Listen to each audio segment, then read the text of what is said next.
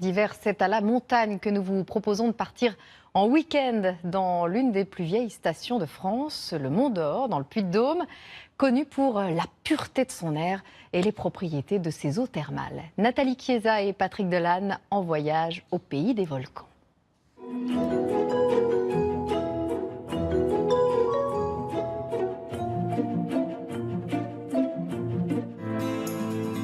Pour accéder au Mont d'Or, village de moyenne montagne au cœur de l'Auvergne, vous devez sillonner plus d'1 heure depuis Clermont-Ferrand. Aucune chance de se tromper, la route traverse des paysages quasi déserts et soudain le Mont d'Or apparaît avec en ligne de mire le volcan le plus haut de tout le Massif central.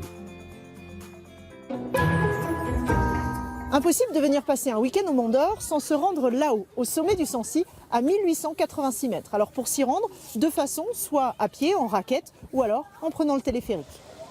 Inauguré en 1937, le téléphérique du Mont d'Or survole le Val d'Enfer. Une fois au sommet, une vue exceptionnelle à 360 degrés sur l'un des plus vieux domaines skiables de France. Vous voici tout simplement sur le toit de l'Auvergne. Seulement voilà, en montagne, le beau temps ne dure jamais longtemps, mieux vaut redescendre dans la vallée. La notoriété du Mont d'Or remonte à l'Antiquité, mais c'est au XIXe siècle que la ville a connu le plus bel essor. Grâce notamment à cette bâtisse, les Thermes, la plus emblématique et la plus visitée de la ville. Merci.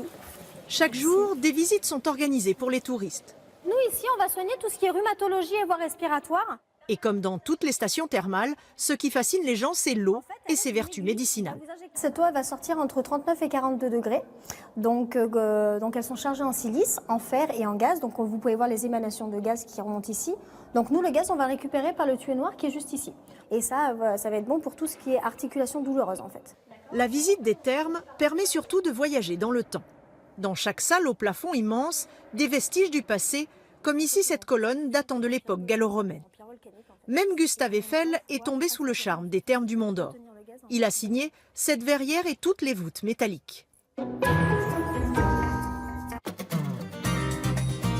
Après la visite culturelle, il est temps d'essayer la nouvelle activité qui séduit les groupes de copains comme les familles.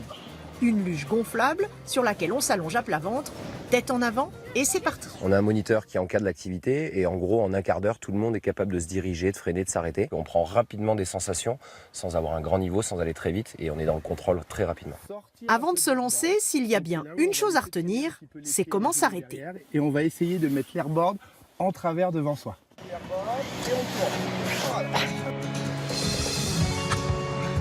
Pour ces sessions d'airboard, les pistes sont totalement fermées aux skieurs. L'occasion est trop belle pour 25 € de les avoir rien que pour soi.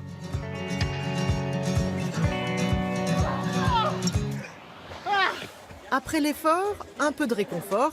Alors direction le Petit Paris, une institution au Mont d'Or. Chaque midi, le chef prépare la truffade.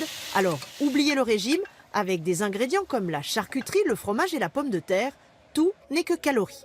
On vient ici, c'est un petit rendez-vous, il y a les habitués, il y a les touristes qui viennent depuis des années, qui reviennent, qui rencontrent les habitués, les locaux, et ça crée une petite ambiance juste magique. Un plat qui tient au corps, et on va en avoir bien besoin, car pour rejoindre notre logement, il a fallu chausser les raquettes. 20 minutes de balade en pleine nature. Ce qui est vraiment super, c'est qu'il n'y a quasiment pas de traces, et au sol, il n'y a que les petits animaux, donc on a l'impression d'être un aventurier. 150 € la nuit pour deux, un havre de paix à 3 km de la station, le cocon idéal après une journée au grand air. Dites donc, votre paradis, ça se mérite, hein? Tout à fait, et bienvenue à Sagnoble. Mylène nous accueille dans la maisonnette qu'elle a entièrement rénovée. C'est par là. Un poêle, une cuisine équipée, un salon ouvert sur la forêt. Ce gîte haut de gamme offre une parenthèse à ceux qui cherchent la sérénité, le bon plan pour un week-end en amoureux. C'était une volonté en fait d'accueillir les gens en pleine nature, isolés et qu'ils aient une tranquillité pendant tout leur séjour. Sans oublier l'instant détente à la nuit tombée, les plus courageux peuvent se réchauffer au grand air en regardant les étoiles.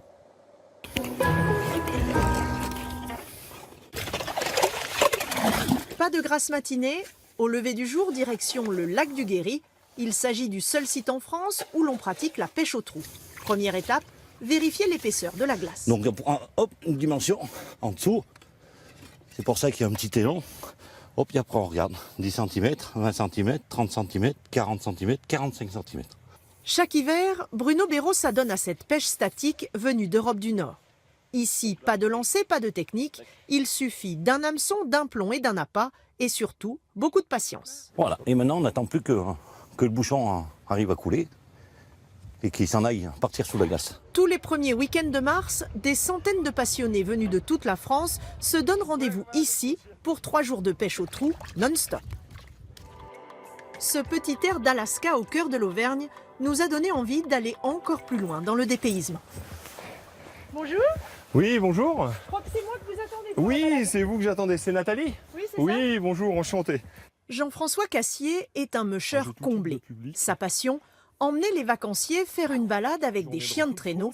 Pour 48 €, Banquise, Toundra, Louvou Cheyenne vous guident sur les plaines enneigées. Mes toutous, là, ils sont heureux hein, pour eux. Donc, c'est des chiens du froid. Avec leur fourrure, ils peuvent tenir jusqu'à moins 50. Avant le départ pour la balade, Jean-François a établi un rituel. Les randonneurs caressent et équipent les chiens.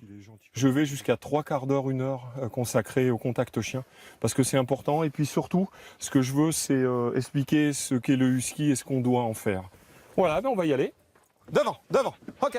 Une fois lancé, compte tenu de la force de la meute, il est impératif d'avoir les bons réflexes pour ne pas verser. Donc quand il va y avoir des virages à gauche, on va se pencher légèrement à gauche.